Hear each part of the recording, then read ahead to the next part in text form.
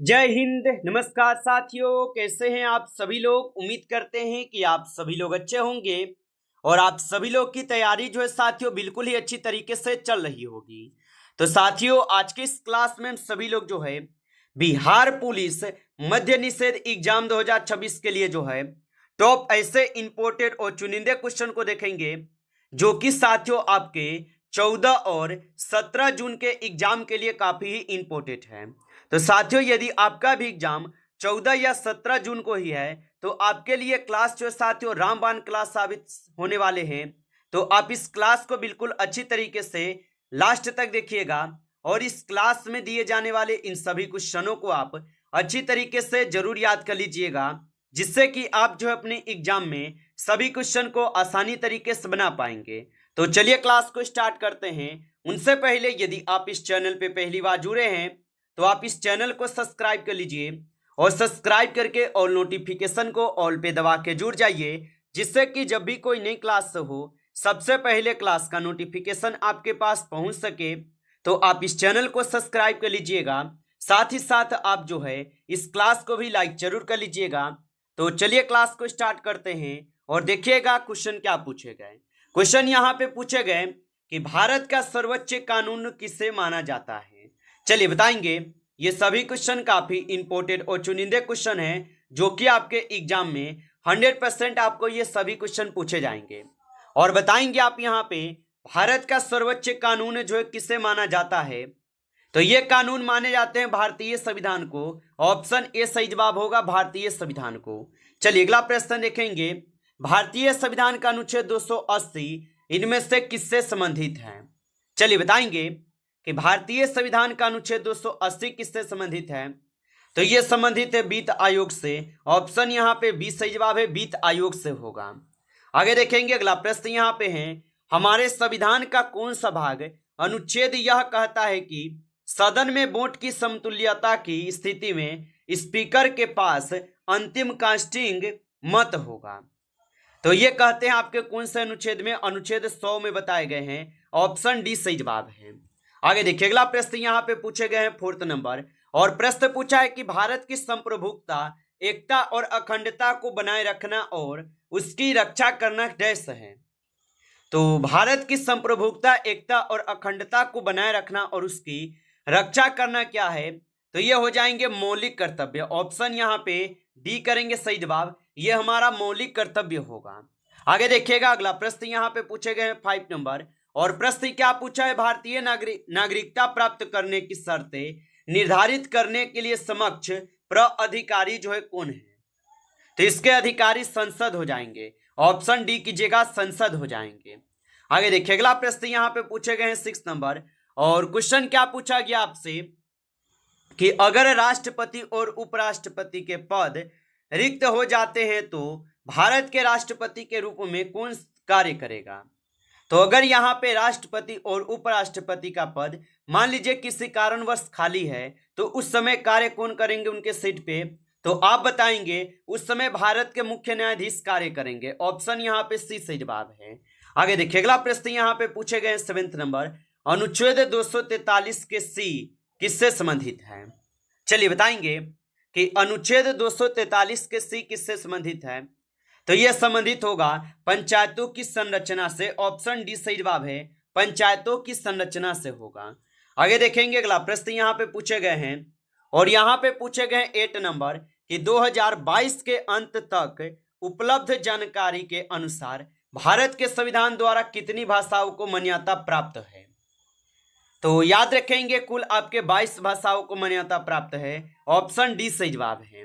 आगे देखिए अगला प्रश्न यहाँ पे पूछे गए, इनमें से कौन भारत में आर्थिक सर्वेक्षण का प्रकाशन करता है। चलिए बताएंगे कि इनमें से कौन भारत में आर्थिक सर्वेक्षण का प्रकाशन करता है। तो यहाँ पे हो जाएंगे वित्त मंत्रालय। ऑप्शन सी सही जवाब है, वित्त मंत्रालय हो जाएगा। आगे देखेंगे अगला प्रश्न यहाँ पे पूछे गए हैं, और प्रश्न पूछे गए हैं आपसे कि सूर्य के बाहरीतम क्षेत्र को किस नाम से जाना जाता है। तो सूर्य के जो बाहरीतम क्षेत्र हैं इनको जानते हैं किस नाम से। तो इनको जानते हैं कोरोना के नाम से। ऑप्शन ए सही जवाब है, याद रखेंगे। चलिए अगला प्रश्न देखेंगे, और यहाँ पे 11th क्वेश्चन है, क्षुद्र ग्रह बेल्ट में कौन सा यहाँ पे बौना ग्रह मौजूद है? तो क्षुद्र ग्रह बेल्ट में कौन सा बौना ग्रह जो है मौजूद है? तो यहाँ पे हो जाएंगे प्लूटो। ऑप्शन सी कीजिएगा, प्लूटो हो जाएगा। चलिए अगला प्रश्न देखेंगे और यहाँ पे पूछे गए आपसे 12th नंबर क्वेश्चन की निम्नलिखित विकल्पों में से कौन सा ज्वालामुखी पर्वत का एक उदाहरण है? चलिए बताएंगे कि निम्नलिखित विकल्पों में से कौन सा ज्वालामुखी पर्वत का एक उदाहरण है। तो यहाँ पे इस क्वेश्चन का आप सही जवाब ऑप्शन डी करेंगे। ऑप्शन यहाँ पे डी जो है सही जवाब होगा। चलिए अगला प्रश्न देखेंगे और प्रश्न पूछे गए आपसे यूरोप की सबसे लंबी नदी कौन सी है? चलिए बताइएगा कि यूरोप की सबसे लंबी नदी कौन सी है। तो यूरोप की सबसे लंबी नदी जो है यहाँ पे कौन से हो जाएंगे? तो 30 नंबर क्वेश्चन का सही जवाब ऑप्शन यहाँ पे सी सही जवाब है, याद रखेंगे। चलिए अगला प्रश्न देखेंगे। 40 नंबर प्रश्न है विश्व के सबसे अधिक प्राकृतिक गैस भंडार किस देश में है? तो विश्व के सबसे अधिक प्राकृतिक गैस भंडार किस देश में है? तो यहाँ पे आप 40 नंबर क्वेश्चन का सही जवाब ऑप्शन यहाँ पे आप सभी लोग जो है यहाँ पे क्या करेंगे? तो ऑप्शन ए करेंगे, रूस हो जाएगा। ऑप्शन ए सही जवाब है, रूस हो जाएगा।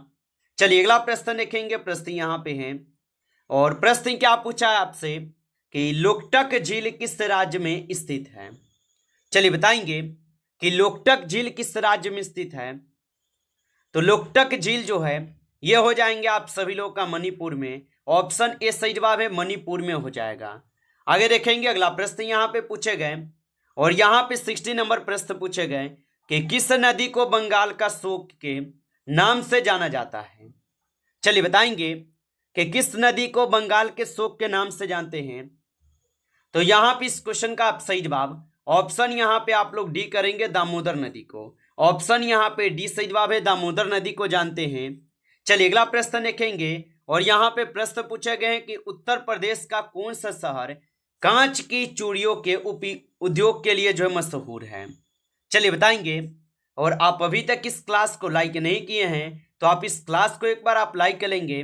नए जुड़े हैं आप इस चैनल पे तो चैनल को सब्सक्राइब करके ऑल नोटिफिकेशन को भी ऑल पे दबा के जुड़ जाइए, जिससे कि जब भी कोई नई क्लास हो सबसे पहले क्लास का नोटिफिकेशन आपके पास जो है पहुंच सके। तो आप इस चैनल को सब्सक्राइब कर लीजिएगा। और बताएंगे कि उत्तर प्रदेश का कौन सा शहर कांच की चूड़ियों के उद्योग के लिए जो है मशहूर है? तो यहाँ पे 18 क्वेश्चन का आप सही जवाब ऑप्शन यहाँ पे जो है डी करेंगे, यहाँ पे फिरोजाबाद होगा। ऑप्शन डी करेंगे सही जवाब। चलिए अगला प्रश्न देखेंगे। यहाँ पे 90 नंबर है कि डैश सबसे पुराना उपनिषद है। चलिए बताएंगे कि डैश सबसे पुराना उपनिषद है। तो सबसे पुराना उपनिषद जो है यहाँ पे छंदोग्य उपनिषद होगा। ऑप्शन यहाँ पे डी सही जवाब है। चलिए अगला प्रश्न देखेंगे और प्रश्न यहाँ पे क्या पूछे गए हैं 21 नंबर के चंद्रगुप्त मौर्य के गुरु कौन थे? चलिए बताएंगे कि चंद्रगुप्त मौर्य के गुरु कौन थे। तो चंद्रगुप्त मौर्य के गुरु जो है यहाँ पे विष्णुगुप्त होगा। ऑप्शन बी कीजिएगा, विष्णुगुप्त हो जाएंगे। चलिए अगला प्रश्न देखेंगे। यहाँ पे 22 नंबर क्वेश्चन है और 22 नंबर क्वेश्चन है कि श्रवणबेलगोला में स्थित गोमतेश्वर मूर्ति किस सामग्री से बनी है? तो श्रवणबेलगोला में स्थित गोमतेश्वर मूर्ति किस सामग्री से बना हुआ है?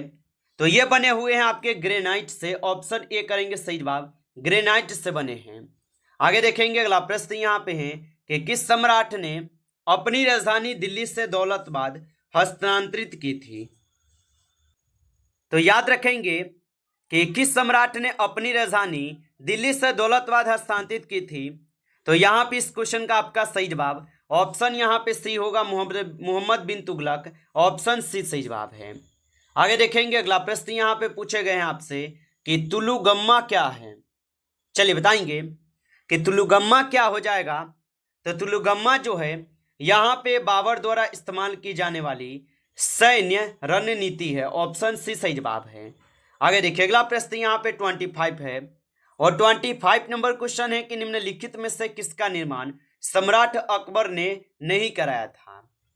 तो निम्नलिखित में से किसका निर्माण सम्राट अकबर ने नहीं कराया था?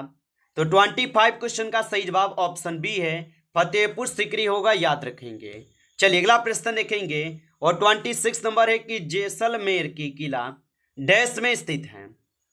तो जैसलमेर का जो किला है ये स्थित हो जाएंगे कहाँ पे, तो ये राजस्थान में स्थित है। ऑप्शन डी सही जवाब है। आगे देखेंगे अगला प्रश्न यहाँ पे दिए गए हैं 27 नंबर कि बूट के आदेश पत्र का संबंध निम्नलिखित में से किस सुधार से था। तो बूट के आदेश पत्र का संबंध निम्नलिखित में से किस सुधार से था, तो ये शिक्षा से था। ऑप्शन सी से जवाब है, शिक्षा से था। आगे देखिए अगला प्रश्न यहाँ पे है भारतीय राष्ट्रीय कांग्रेस के प्रथम मुस्लिम अध्यक्ष कौन थे। तो भारतीय राष्ट्रीय कांग्रेस के प्रथम मुस्लिम अध्यक्ष जो है यहाँ पे हो जाएंगे बदरुद्दीन तैयब जी। ऑप्शन डी से जवाब है, बदरुद्दीन तैयब जी होगा। आगे देखिए अगला प्रश्न यहाँ पे दिए गए 29 नंबर और 29 क्वेश्चन है कि दक्षिण अफ्रीका से भारत लौटने के बाद महात्मा गांधी ने 1916 में किस विश्वविद्यालय में पहली बार सार्वजनिक तौर पर संबोधित किया था। तो ये किए हुए थे यहाँ पे किसको, तो आप बताएंगे बनारस हिंदू विश्वविद्यालय। ऑप्शन ए यहाँ पे सही जवाब है। आगे देखिए अगला प्रश्न यहाँ पे पूछे गए आपसे 30 नंबर कि व्यक्तिगत का सिद्धांत नीति किसने तैयार की थी। तो व्यक्तिगत के सिद्धांत नीति को किसने तैयार किया था, तो यहाँ पे 30 नंबर क्वेश्चन का आपका सही जवाब ऑप्शन यहाँ पे जो है आप सभी लोग का सी होगा, लॉर्ड डलहौजी होगा। ऑप्शन सी सही जवाब है।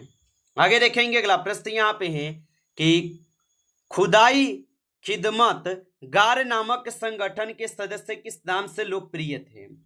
तो खुदाई खिदमत गार नामक संगठन के सदस्य किस नाम से लोकप्रिय थे, तो ये होगा आपके लाल कुर्ती से और कुत्ती से। ऑप्शन ए यहाँ पे सही जवाब है। आगे देखेंगे अगला प्रश्न यहाँ पे है भारत में राष्ट्रीय आय की गणना किसके द्वारा जो है की जाती है। तो भारत में राष्ट्रीय आय की जो गणना है ये किसके द्वारा की जाती है, तो ये किए जाते हैं आपके केंद्रीय सांख्यिकी संगठन के द्वारा। ऑप्शन सी सही जवाब है। चलिए अगला प्रश्न देखेंगे और प्रश्न यहाँ पे पूछे गए कि आईएफसी का यहाँ पे भी किसका संक्षिप्त रूप है। तो आईएफसी जो ये किसका संक्षिप्त रूप है, तो आईएफसी हो जाएंगे आप सभी लोग का किसका संक्षिप्त रूप। तो यहाँ पे 33 क्वेश्चन का सही जवाब ऑप्शन बी होगा। ऑप्शन बी करेंगे सही जवाब। आगे देखेंगे अगला प्रश्न यहाँ पे पूछे गए कि बुल और बियर शब्द डैश में उपयोग किए जाते हैं।